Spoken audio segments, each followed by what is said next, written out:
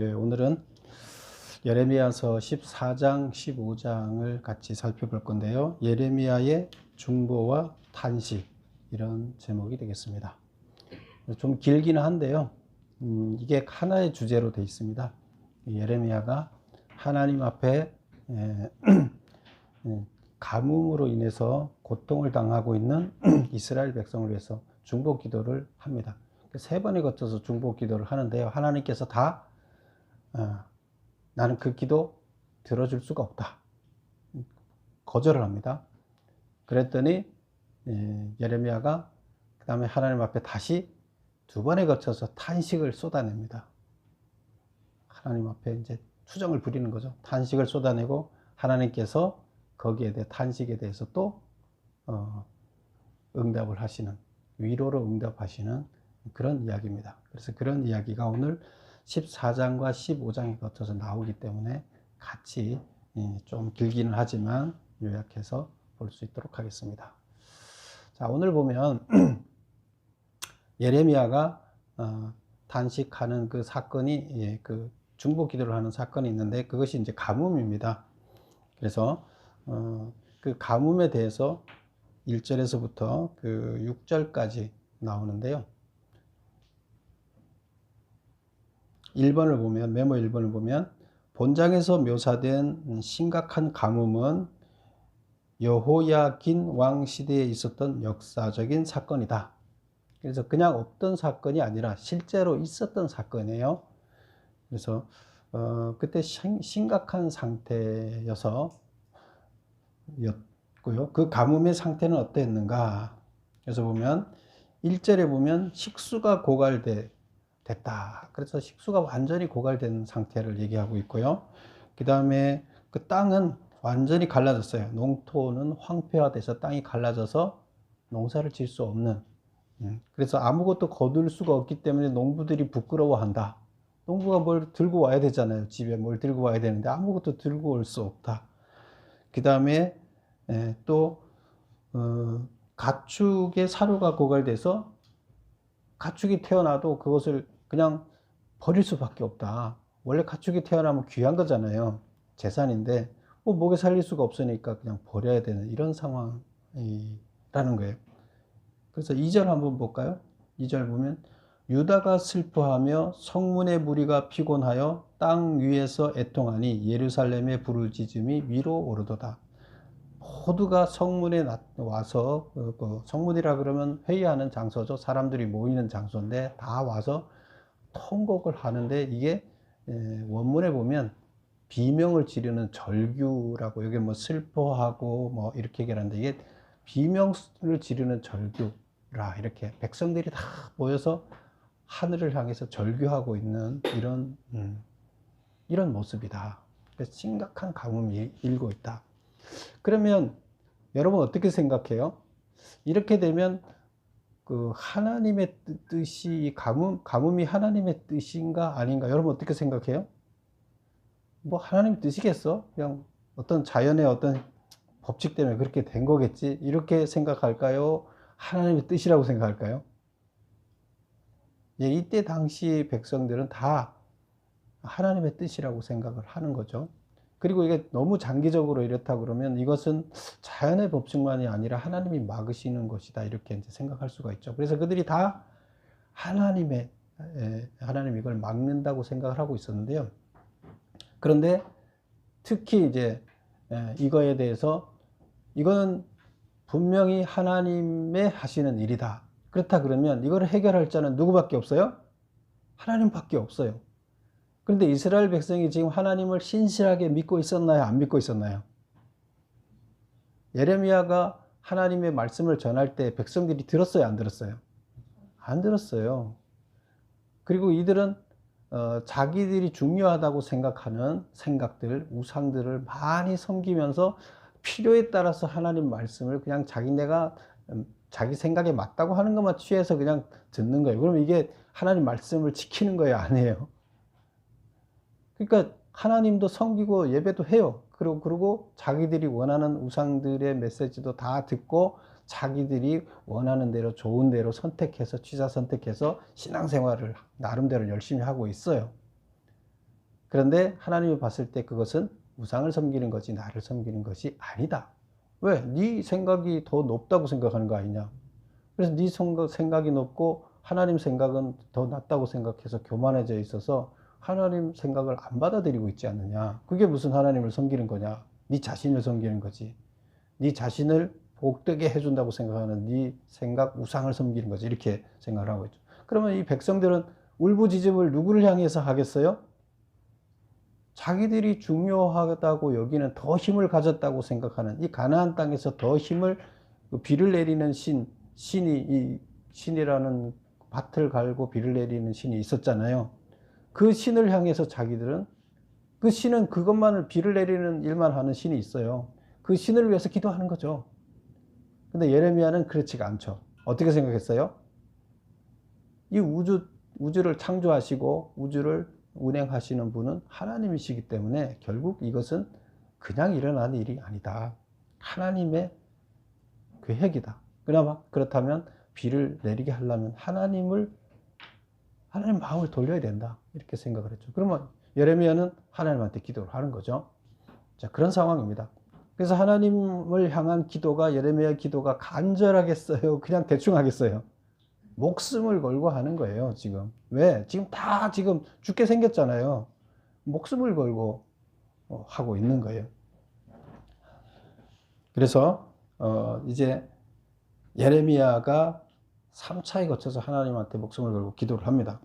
그래서 그 4장 1절에서 그 두 번째 그 단락이 4장 그 1절에서 6절은 잘못 써져 있는 거고요. 4장 7절에서부터 두 번째 단락이 나오는 거죠. 그 다음 5장 9절까지가 예레미야의 중보 기도와 하나님의 응답입니다. 그래서 두 번째 단락을 보겠습니다. 2번 예레미야는 재난에 신음하는 유다 백성을 위해 1차 중보 기도를 드렸다. 백성들을 어떤 근거로 구원해 달라고 하는가? 백성들이 지금 하나님을 제대로 신뢰하지도 않고 있는데 그 백성들을 하나님한테 구원해 달라고 하면 뭘 근거가 있어야 될 거 아니에요. 나쁜 놈들을 왜 구원해 달라고 하나님이 들어주십시오. 얘네들이 뭐 선한 게 있으니까 들어주십시오 해야 되는데 뭘 선한 걸 뭘 얘기를 하겠어요.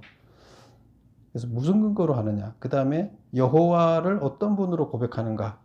그분은 어떤 모습으로 백성을 대한다고 했는가. 자, 첫 번째 문제부터 보면 첫 번째 문제가 뭐예요? 어떤 근거로 구원해 달라고 하는가. 1. 주의 이름을 위하여 일하소서. 이게 무슨 말이에요? 택한 백성이 멸망한다면 택한 하나님의 명성이 손상을 입게 될 것입니다. 그건 뭐 맞는 얘기죠. 지금 하나님이 지금 자기 종으로 이스라엘 백성을 선택하지 않았습니까? 그래서 우리를 선택했는데 하나님이 이 선택한 종들이 멸망하게 되면 그 신이 힘이 없어서 그 종들도 좀 망했다고 멸망했다고 이렇게 해서 하나님의 이름이 손상되지 않겠습니까? 그러니까 우리를 멸망시키지 말아주세요. 이제 우리를 살려주세요. 이 가뭄으로 우리를 멸망케 하지 마시고 우리를 제발 좀 구해주세요. 이 얘기죠. 그래서 그 근거를 이스라엘 백성들은 죄가 많습니다. 잘못했습니다. 그러나 당신의 이름이 더럽혀지지 않으려면 이를 멸망시키면 안 됩니다. 이제 이 얘기를 이런 근거를 들어서 기도를 하는 거예요. 이스라엘 백성 자체를 두고는 근거할 선한 게 없으니까 내놓을 게 없잖아요. 그래서 봐주십시오 하려 해야 돼요. 뭘 착한 짓을 해야 이런 착한 짓을 했으니까 봐주십시오 하는데 없어요. 그러니까 하나님의 이름을 더럽히지 않게 하기 위해서 멸망시키지 말아 주십시오. 그래서 구원해 주십시오 이렇게 하는 거죠. 2번 그러면 지금 그 하나님을 어떤 하나님으로 고백하느냐는 거예요. 이 지금 예레미야가 이스라엘의 소망이요 고난 당할 때 구원자이시다. 구원자, 소망의 하나님으로 고백을 하는 거예요. 근데 그런 하나님인데 그러면 그런 하나님이 지금 이스라엘을 어떤 자의 모습으로 이스라엘을 대한다고 했느냐? 하루 유숙하는 나그네처럼 구원하지 못하는 용사처럼 이스라엘을 쳐다보고 있다는 거예요. 하나님이 구원자로서 이스라엘을 대하면 구원해 주는 거잖아요. 근데 구원자로서 이스라엘을 대하지가 않아요. 자신이 어떤 자로 지금 이스라엘에 대해서 서 있나 하면 힘이 없는 백성들을 구원하지 못한 아주 나약한 용사처럼 서 있다는 거예요. 그렇게 서 있으면 안 되는 거잖아요. 못 구하는 거죠. 그리고 그냥 하룻밤 자고 가는 나그네처럼, 나그네가 뭐 돌봐주겠어요? 나그네가 책임 안 져주잖아요. 뭐 하루 그냥 잠자고 가는 거니까 여기에 대해서 관심이 없죠.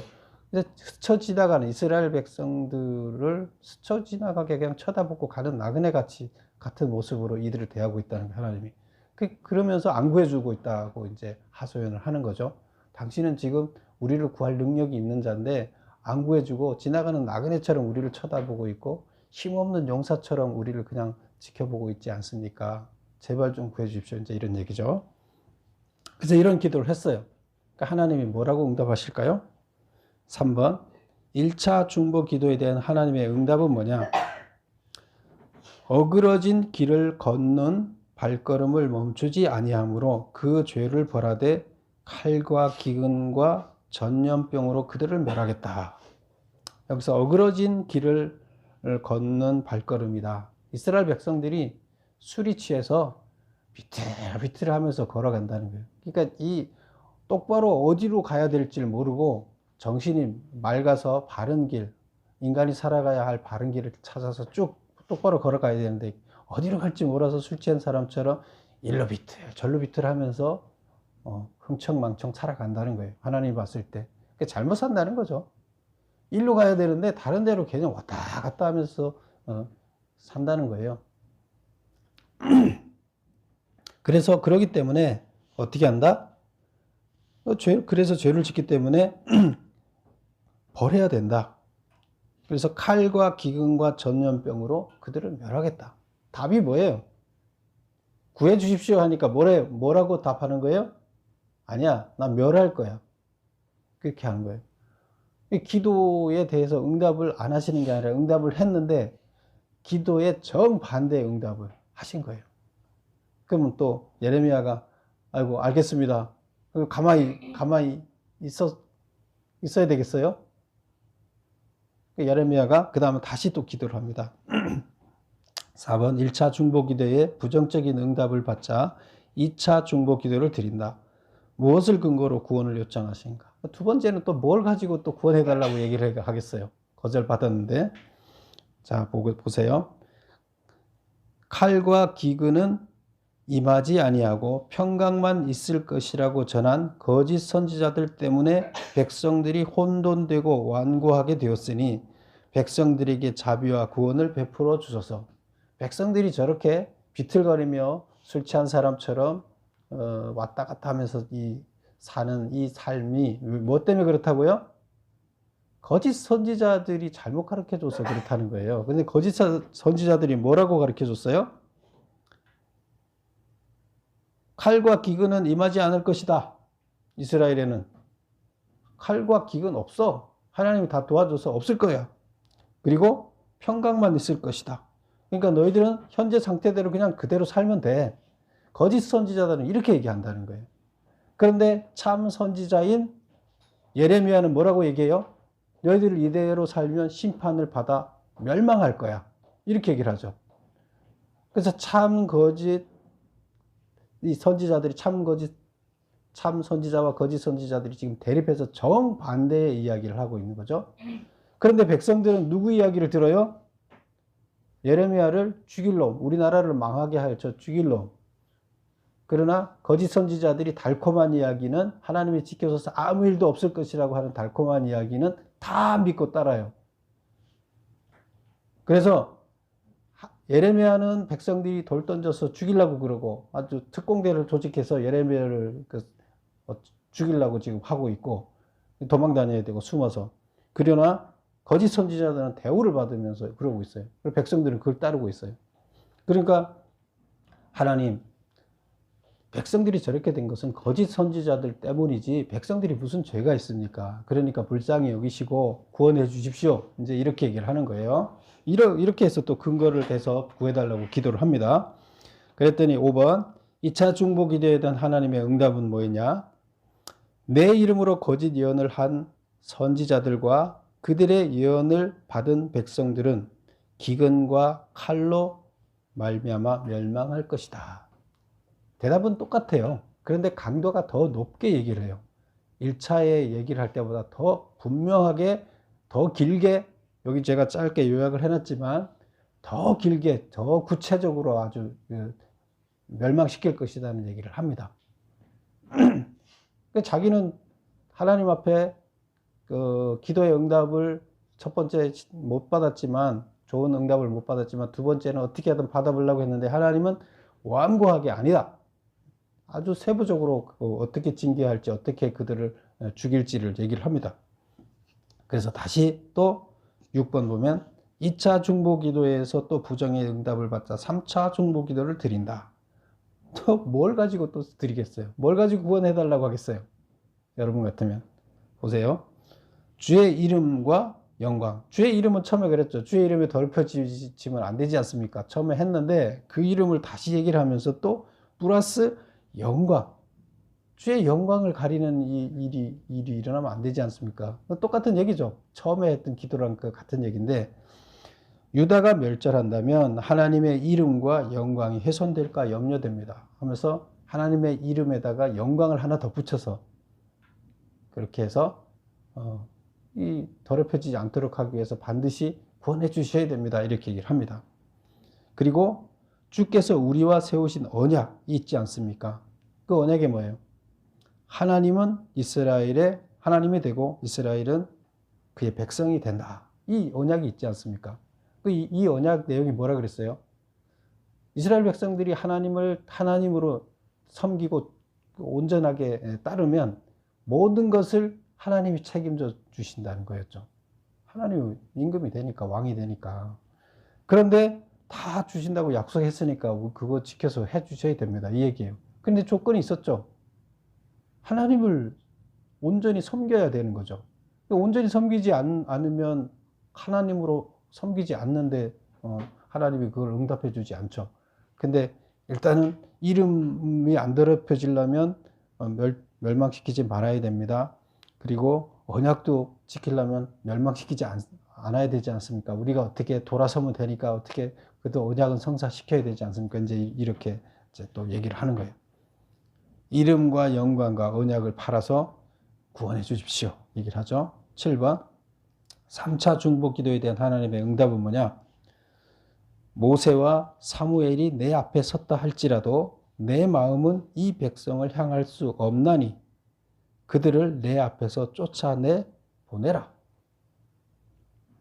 더 완고해졌어요. 모세와 사무엘은 하나님께서 인정하는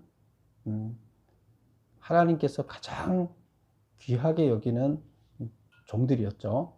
그런데 그들이 와서 내 앞에 와서 기도를 한다 해도, 말을 한다고 나한테 사정을 해도 내 마음은 백성을 향할 수 없다. 돌아설 수가 없다. 그 백성들을 멸망시켜야 된다는 거예요. 그들을 내 앞에서 쫓아내보내리라. 나는 반드시 내보내겠다. 이 말은 다시 말하면 그 아주 하나님께서 가장 사랑하는 자, 가장 하나님께서 기도를 잘 들어주는 자, 왜? 하나님의 뜻대로 살아가는 자니까 그만큼 기도를 잘 들어주겠죠. 그들이 와서 기도를 해도 내가 들어줄 수 없다는 얘기예요. 그래서 더 완고하게 나는 그들을 멸망시킬 수밖에 없다, 이스라엘. 이 얘기를 한 거예요. 이제 1차, 2차, 3차 했어요. 1차 기도에서 응답의 그 한 가지는 뭐였어요? 1차 기도의 두 번째 응답 내용이 뭐였어요?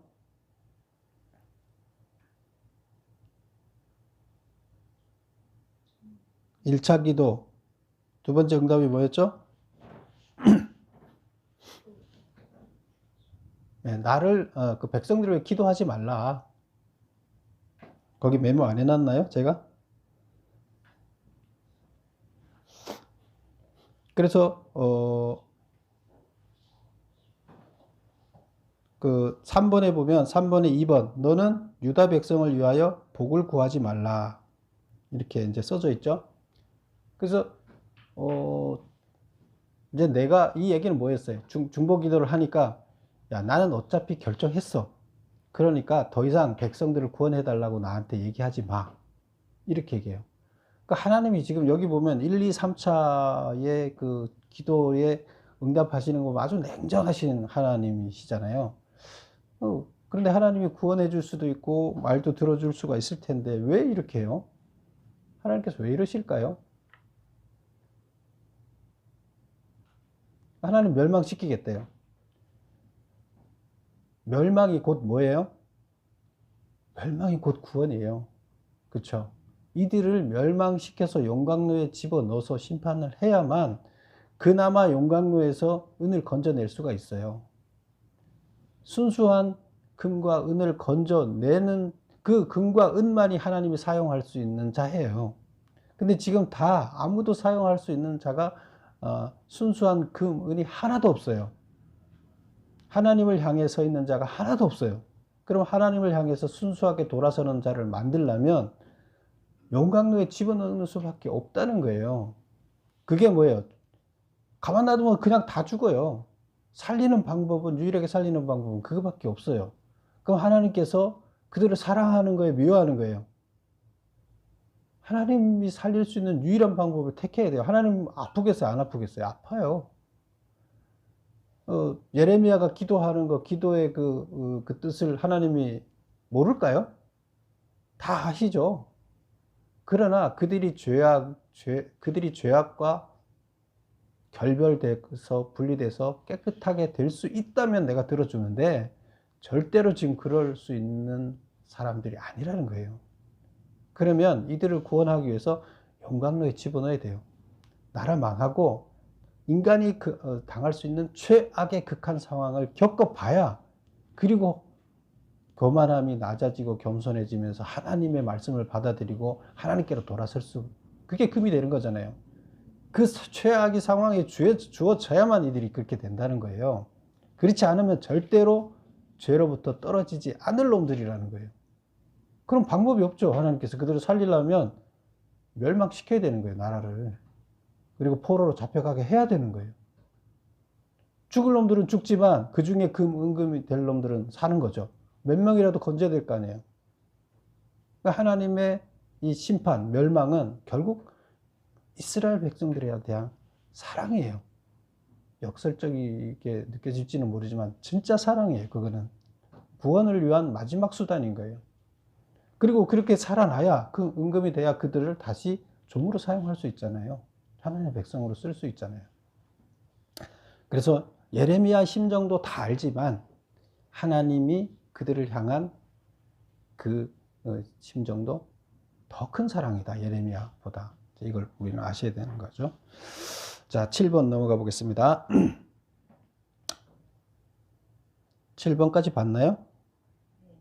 예. 이제 8번 보겠습니다. 이제 그 8번부터 나오는 이야기는 예레미야 탄식과 하나님의 위로인데요. 기도에 하나님께서 응답을 안 하시니까 이제 하나님한테 데모를 하는 거예요. 하나님한테 대드는 거예요. 탄식을 하면서 막 원망을 하는 거죠. 원망 비슷하게 이제 탄식을 하는 거예요. 두 번에 거쳐서 그렇게 하는데 거기에 대해서 하나님께서는 또 다독여 줍니다. 네 심정 다 안다. 그러니까 내가 너를 지켜줄게. 이렇게 하면서 위로를 해주시는데 그 내용을 보겠습니다. 8번 3차 중보 기도에서도 단호하게 거절을 당한 예레미야가 하나님께 호소하는 1차 탄식은 무엇인가? 이에 대한 하나님의 위로의 말씀은 무엇인가? 아무 잘못도 없건만 모두가 나를 저주합니다. 그래서 자기가 뭐 잘못한 게 있습니까? 나는 하나님이 저한테 말씀을 줘서 그 말씀이 뭐예요? 너희들 이대로 살면 다 망한다. 너희들 멸망하고 포로로 다 잡혀갈 거야. 너희 심판이 임할 거야. 이제 그 얘기를 전하는 거죠. 그 얘기를 전했더니 백성이 다 자기를 죽이려고 하는 거예요. 그래서 그 얘기예요. 그래서 나는 당신이 전하라는 말 전했는데 근데 나는 뭡니까 도대체? 왕따 당하고 사람들한테 지금 죽일 놈 돼 있고 저는 이 마음의 상처가 너무 큽니다. 나는 살아갈 힘도 없습니다. 뭐 이런 이제 투정을 부리는 거죠. 그래서 아무 잘못도 없건만 모두가 나를 저주합니다. 그래서 거기를 한번 볼까요? 15장 10절을 한번 볼까요? 10절을 보면 이렇게 얘기합니다. 내게 재앙이로다. 나의 어머니여, 어머니께서 나를 온 세계에 다투는 자와 싸우는 자를 만날 자로 낳으셨도다. 그래서 어머니가 나를 잘못 낳았다는 거예요. 나를 세상 사람들과 다 싸우도록, 나 일대 전체와 싸우도록 나를 만들어 놨으니까 나를 잘못 낳았습니다. 뭐 이런 뜻이에요. 그래서 자기 출생을 막 한탄하는, 저주하는 이런 이야기인 거죠. 그랬더니 하나님께서 뭐라고 답하시는가? 그 다음 메모 2번을 보면, 너를 저주하던 왕이 내게 간구하게 될 것이다. 너를 저주하던 적, 그 왕이 이제 시드기야 왕이 이제 이를 죽이려고 했는데요. 왕이 나중에 내게 간구, 도움을 요청하게 될 거다. 그래서 시드기야 왕이 나중에 잡혀갈 때, 그 왕이 이 사람이 진짜 선지자구나 생각을 하고 이 사람 앞에 와서 하나님이 도대체 앞으로 하나님의 계획이 뭐냐고 묻습니다. 시드기야가. 그래서 그 이야기입니다. 그래서 너를 정말로 나쁜 놈의 선지자다. 나쁜 놈이다. 나라를 망하게 하는 자다. 하지만 그러나 그 나라의 왕 되는 사람이 네한테 와서 하나님의 뜻을 묻을 거다. 너를 참 선지자로 인정할 거다. 이제 이런 얘기가 되는 거죠. 그 다음에 너를 괴롭히던 백성들은 바벨론에게 모든 재산을 탈취당하고 포로로 잡혀가게 될 것이다. 백성들이 너를 다 돌팔매질을 하고 너를 죽이려고 하고 있지 않느냐. 그들을 내가 가만히 두지 않고 다 포로로 재산 다 잃고 포로로 잡혀가게 할 거야. 근데 위로가 될까요? 위로가 될까요? 위로가 안 되니까 다시 또 하나님 앞에 또 탄식을 또 하겠죠. 두 번째 9번 보겠습니다. 1차 탄식에 대한 위로의 응답을 받았음에도 2차 탄식을 하는 이유는 뭔가? 뭘까요? 예레미야에 대한 백성들의 박해가 계속되기 때문이다. 하나님이 뭐 그렇게 위로의 답은 줬지만 해결될 일은 하나도 없잖아요. 그리고 점점 더 악화되니까 점점 더 저 나쁜 놈 때문에 이 나라가 망한다 그러면서 이 사람을 더 좀 죽이려고 하니까 자기 고통은 더해지는 거죠. 그러니까 그에 대한 그 2번을 보면 그에 대한 하나님의 응답은 뭔가? 탄식 내용은 뭔가? 탄식의 내용은 뭔가? 탄식하는 내용 보면 심판 선포로 받은 배척의 상처가 하나님의 위로로 해결되지 않습니다. 얘기를 합니다. 당신이 그 해결책을 1차에서 주셨지만 그게 내 상처를 아물게 하지 않습니다. 난 계속 아픕니다. 백성들은 점점 나를 죽이려고 하고 나를 등지고 있기 때문에. 그래서 이 본문을 한번 읽어볼까요? 어떻게 표현하고 있는가를 한번 보겠습니다. 18절 보겠습니다. 15장 18절. 나의 고통이 계속하여 상처가 중하여 낫지 아니함은 어찌 됨입니까? 당신이 나한테 위로를 해줬는데 나 안 낫습니다. 계속 상처는 더 위중해집니다. 주께서는 내게 대하여 물이 말라서 속이는 시내 같습니다. 물이 없는 시내 같아. 물이 있어서 내 갈급함을 시내에 갔더니 시내가 물이 있어야 되잖아요. 근데 그 물이 나를 갈급함을 해결해 줘야 되는데 나는 지금 갈급해서 물을 먹으러 갔더니 물이 없다 이거예요. 나는 위로를 받고 싶어 갔는데 하나님이 위로의 하나님을 찾아갔더니 하나님이 나한테 위로를 안 해줬다는 거예요. 그 얘기를 이렇게 표현하고 있어요. 가짜 시냇물이라는 거예요. 하나님이 나한테 위로를 해준다고 해줬는데 가짜 시냇물 같아요. 하나님이 나 왜 위로가 안 되고 점점 더 상처 깊어져요. 이 얘기를 한탄을 하는 거죠. 그랬더니 하나님 뭐라고 대답합니까? 자 19절을 보겠습니다. 여호와께서 이와 같이 말씀하시되 내가 만일 돌아오면 내가 너를 다시 이끌어 내 앞에 세울 것이며. 내가 누구예요? 예레미야가 만일 돌아오면 지금 하나님을 떠났다는 얘기잖아요. 지금 투정을 부리는 그 자체가 지금 하나님 말씀 안 전하겠다는 얘기나 마찬가지잖아요. 자기 아프니까 나 이제 더 이상 못 전하겠다는 거.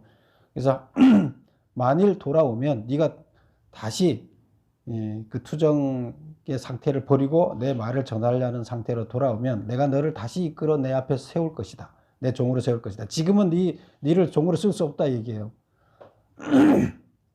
내가 만일 헛된 것을 버리고 귀한 것을 말한다면 이 귀한 것이 뭐예요? 심판이죠. 백성들이 심판을 받아 멸망할 것이다. 하나님이 준 메시지를 그대로 욕을 먹더라도 전한다면 너는 나의 입이 될 것이라. 그러니까 하나님은 뭐 하라는 거예요? 계속 내가 시키는 대로 욕먹으면서 전해야 할 메시지를 전하라는 거예요. 근데 그거를 지금의 너 마음의 상태로서는 내가 너를 못 써먹으니까 돌아와라. 그들은 내게로 돌아오려니와 너는 그들에게로 돌아가지 말라. 그래서 너 말을 듣고 백성들은 돌아오는 자가 있도록 만들고 너는 절대로 백성들처럼 하나님을 원망하는 자리에 서 있지 말라. 이제 얘기를 하는 거예요. 그 다음에 이제 20절 보면 내가 너로 이 백성 앞에서 견고한 놋 성벽이 되게 하리니 하나님이 성벽이 돼서 너를 막 죽이려고 하는 백성들 앞에 성벽을 탁 막아 서 있겠다는 거예요. 놋 성벽으로 서 있겠다는 거 하나님이. 내가 너와 함께하여 너를 구하여 건짐이라. 여호와의 말씀이라. 내가 너를 악한 자의 손에서 건지며 무서운 자의 손에서 구원하리라. 그래서 9번에 3번 메모 보면 돌아오면 다시 나의 입으로 세울 것이다. 내가 너의 견고한 놋 성벽이 되어 지켜주겠다. 하나님의 위로의 말은 결국 내가 너를 지켜주겠다. 그리고 너는 계속 내가 전한 메시지를 백성들이 싫어하든 좋아하든 그대로 전달해라. 이제 얘기를 하는 게 이게 위로의 말씀이에요. 위로가 됐을까요? 그렇다 그러면 우리는 이렇게 생각해 봐야 돼요. 지금 예레미야의 심정을 우리도 모르진 않잖아요. 우리가 예레미야처럼 돼도 예레미야처럼 기도할 수 있을 거예요. 그런데 한층 더 나가서 하나님 입장에서 예레미야가 어떻게 해주기를 원하시는 거예요? 그 모든 어려움을 겪으면서도 하나님이 어렵다는 거 모르는 거 아닌데 내가 어쨌건 너를 지켜줄 거니까 누군가가 그 메시지를 전해야 그래도 뭐 구원할 수 있는 근거를 만들어내는 거 아니냐. 너라도 그 일을 해야 될 거 아니냐. 지금 누가 그 일을 하겠냐. 그러면 예레미야는 어쨌건 하나님한테 그냥 투정만 할 것이 아니라 환경은 어렵지만 그러나 그 일을 감당해냈어야 된다는 거죠. 지금 여기 투정 부리고 안 하겠다고 지금 이제 투정 부릴 것이 아니라 더 감당해내는 게 하나님 보시기에 더 좋지 않겠느냐. 그러니까 우리들의 삶도 마찬가지예요. 하나님께서 우리를 이 땅에 어두운 그들에 보내서 이 깜깜한 데서 하나의 등불이 돼서 세상을 이렇게 밝은 데로 안내하라고 했을 때 사실 그 일은 지금 여기서 예레미야가 서 있는 입장이나 똑같은 거예요. 세상에 대하여 서 있는 거기 때문에 그럼 우리는 맨날 하나님한테 내가 어떻게 나를 왜 이렇게 힘든 일을 시켜서 나를 이렇게 만들어 놨습니까? 나 왜 아파 죽겠습니다. 이 얘기만 계속 하고 있을 거냐는 거죠. 하나님 입장에 서서 봤을 때는 어렵지만 기쁘게 그걸 감당해 주면 하나님께서 얼마나 더 기특하게 여기겠어요. 우리의 모습은 예레미야 심정도 이해하지만 하나님의 심정에서 기뻐할 자로 서 있는 게 더 중요하지 않겠느냐는 거예요. 우리가 예레미야 입장이 됐더라도 힘들지만 하나님께서 시키신 일이라면 제가 해보겠습니다. 그리고 기쁘게 어쨌건 뭐 이렇게 사나 저렇게 사나 한번 살다 죽는 건 마찬가지인데 하나님 시킨 일을 하면서 고통은 당하지만 그걸 기쁘게 감당해 내겠습니다. 그리고 차후에 가서 내가 하나님한테 상이나 받겠습니다. 상이나 우하게 주십시오. 그렇게 사는 게 더 낫지 않겠냐. 여러분도 예레미야 입장이 아니라 하나님 입장에서 하나님께 기쁨을 드리는 삶으로 변하는 여러분이 되시기를 축원합니다. 기도하겠습니다.